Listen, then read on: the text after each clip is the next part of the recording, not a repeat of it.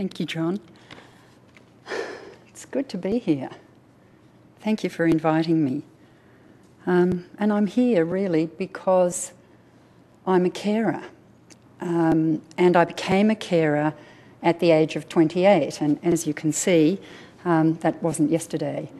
And I became a carer when my first husband was diagnosed with a kind of lung cancer called mesothelioma. It was actually at that time that I learned to meditate. Meditation's come up a couple of times, and I've continued to meditate all those years since then, 30 in fact, and I now actually earn my living teaching other people to meditate as well. So at that time, I threw myself into the job of caring for him come what may. But my situation was that I was also caring for our baby daughter who had multiple disabilities, and my mother-in-law, who'd had a stroke, had come to live with me. And so I was juggling the whole world, it seemed. And this is not uncommon. People often have multiple caring responsibilities. The price or the outcome for me was a collection of my own health problems, some of which I'm still dealing with to this day. And in fact, with the help of my second husband, I'm still caring because that same baby daughter is now an adult who has her disabilities and kidney failure as we speak. According to the ABS, there are 2.6 million people in Australia who are providing some level of care for someone else, mostly in their families. And this could be people with a disability, mental illness, with a chronic illness, or who are frail and aged. And increasing numbers of these people are caring for someone with cancer because, as other speakers suggested, cancer is increasingly becoming a chronic illness, so the care goes on. In the publication Australia's Health in 2006, the Australian Institute of Health and Welfare found that cancer has actually overtaken cardiovascular disease as the leading cause of death and overall, I think they call it disease burden in Australia. So the numbers are growing. Unpaid carers provide 75% of care in the community, but many of those people don't think of themselves as a carer, really. They consider themselves to be a wife, a husband, parent, whatever other relationship.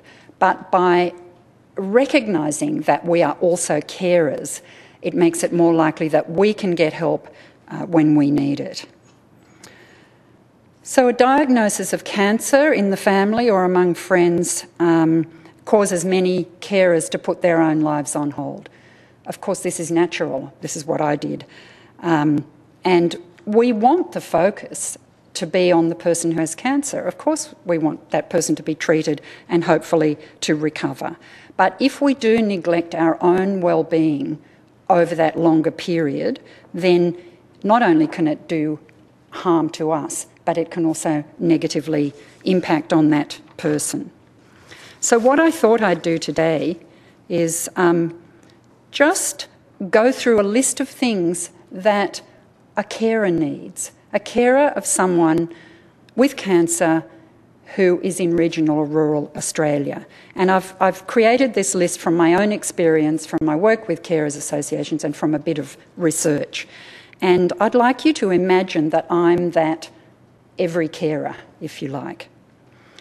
So the first thing that I need to continue that role as a carer is to be acknowledged that because of my knowledge of the patient and my on-the-spot presence, I'm an expert in our particular care situation, and I need to be included, informed, and considered as a crucial part of the treatment team. In the country, carers often have to take on more than they can reasonably do simply because there's no one else to do that work. I need access to respite and support services no matter where I live. Compared with the person who has cancer, My problems with things like anxiety, stress, insomnia, pain, back problems and whatever seem small and insignificant, and sometimes I feel silenced by that comparison. But the thing is, if I have to struggle with those things for too long, that's when the negative impact can come in with me and impact on my ability to continue in my caring role. And there's evidence that people with cancer do better when their family and friends remain strong and resilient. So this is both empowering and overwhelming and quite scary. There are times when I feel lonely, helpless and overwhelmed. Sometimes I also feel sad, mourning the loss of my own life expectations, the standard of living and income that I expected to have, as well as grieving the decline in health of the person that I love. I may need counselling to help me with these and other emotional issues, and this also should be available no matter where I live. Sometimes I may be reluctant to take up support and respite services, and I may need encouragement not to feel selfish and guilty for caring for myself. I need recognition that I may have competing priorities and responsibilities for other family members, for children, and the need to work. These may sometimes clash with the requirements of health, medical and service providers, and I should not be made to feel guilty if I cannot always meet those requirements.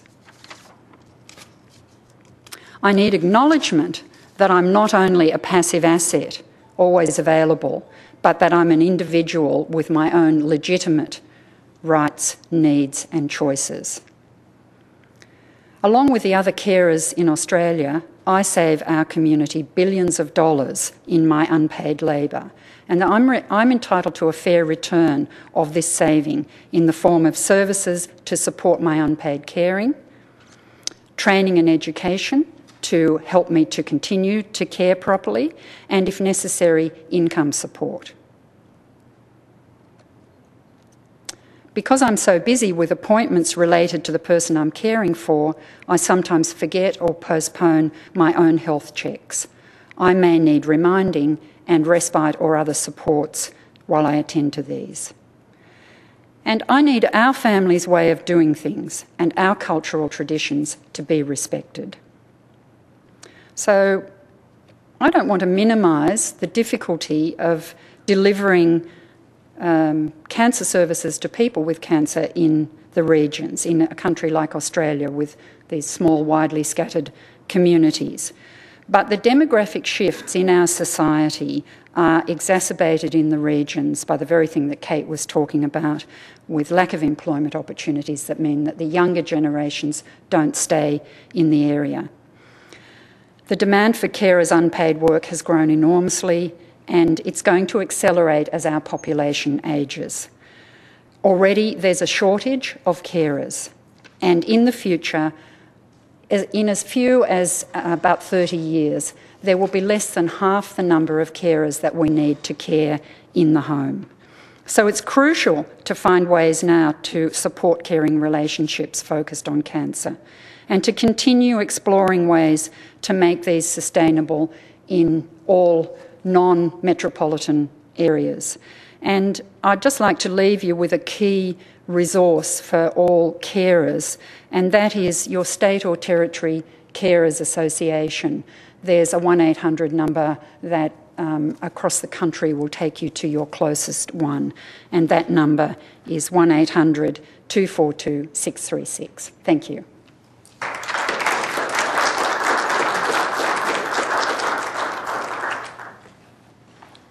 Thank you very much, Louise.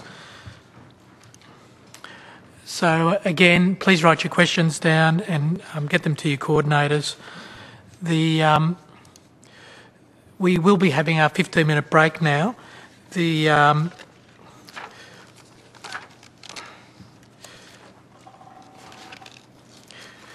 just like to thank all the speakers, and could you please just join me again to thank them?